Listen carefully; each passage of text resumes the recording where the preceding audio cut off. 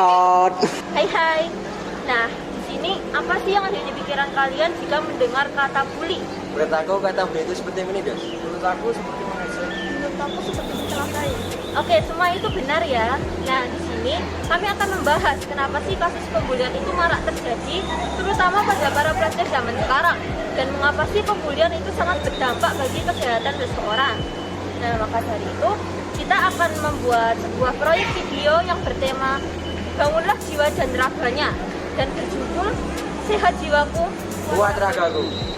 Tak kenal maka tak sayang. Maka perkenalkan, saya Ahibi Gairoma Solja dari 9F absen 1, dan saya sebagai koordinator dari kelompok ini. Dan saya Nakasati Kubrasing dari kelas 9F nomor absen 22. Dan saya Madama Jalan Fatsokono dari kelas 9F nomor absen 18. Saya di Nugroho kelas 9F nomor absen 5. Oke, tanpa banyak basa-basi, yuk kita mulai video dari kelompok kami. Selamat menikmati. Untuk menghargai martabat sesama manusia. Banyak orang Kristiani yang menganggap itu mungkin bisa saja diterima. Hal itu yang memberikan dampak negatif dalam kehidupan umat Kristiani. Bullying bisa terjadi di sekolah, di kantor, di rumah, di gereja, dan di mana saja. Termasuk di dunia maya. Banyak orang yang menjadi hancur hidupnya setelah menjadi korban bullying. Seperti yang dikatakan sebelumnya, bahwa pembulian dapat terjadi di mana saja. Nah, zaman sekarang, teknologi dan komunikasi semakin berkembang dan memberikan dampak positif maupun dampak negatif. Dampak positifnya dapat mempermudah kehidupan manusia di zaman sekarang yang serba canggih dan serba modern. Tapi juga dapat memberikan dampak negatif.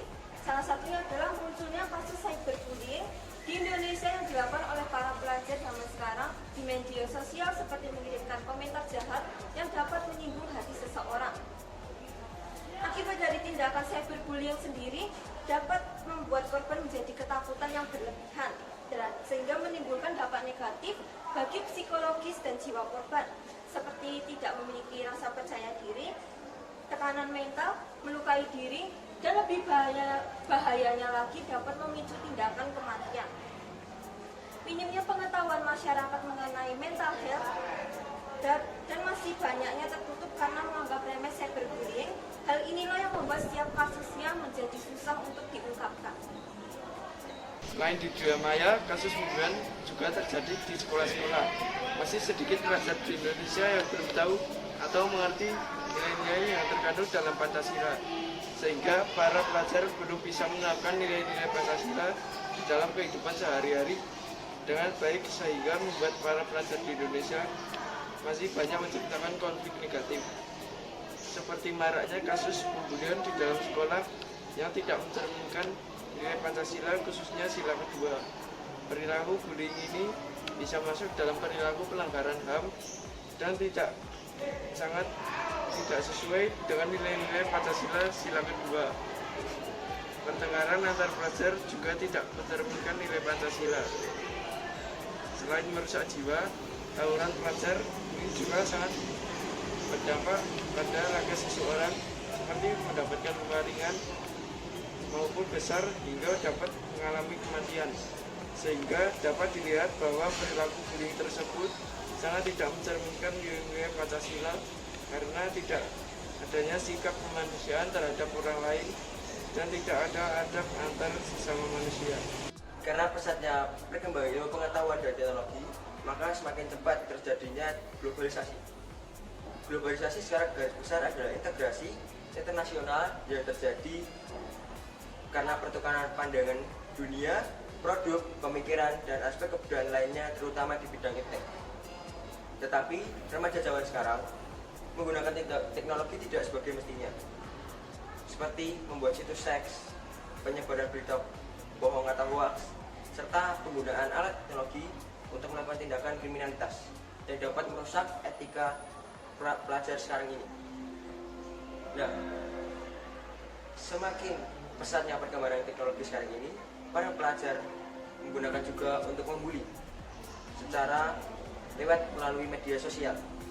Mereka melakukan hoax and public attack yang dilancarkan untuk memalukan target dengan memposting atau menyebarkan informasi dan gambar-gambar yang memalukan. Sehingga bullying merupakan tindakan yang disengaja maupun tidak disengaja yang dengan jelas menyebabkan ketidaknyamanan, penghinaan, kerugian, kejahatan, bahkan secara penderitaan bagi korban. Tidak semua kekejaman tersebut dalam bentuk memar secara fisik, melainkan terluka dalam hatinya dan keadaan itu sungguh berbahaya. Apalagi teknologi sekarang sudah sangat maju dan banyak para pelajar yang menyalahgunakan teknologi tersebut. Maka dari itu, sebagai generasi muda, kita harus bisa mencegah kasus penyebaran pembulian antar pelajar, serta kita harus bisa berpikir cerdik dalam menggunakan teknologi sekarang ini. Nah teman-teman, di sini kita sudah tahu alasan mengapa membuli itu sangat berdampak negatif bagi seseorang.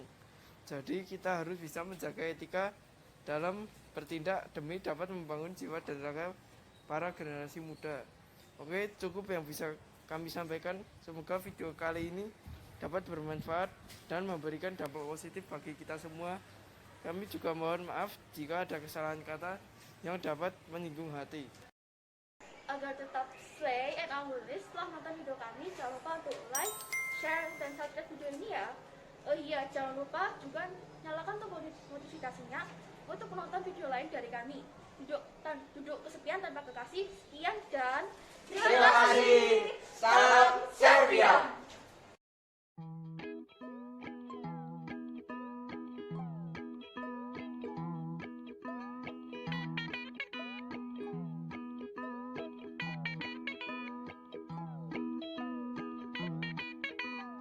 Absen 19. Saya Ardi Jokowi.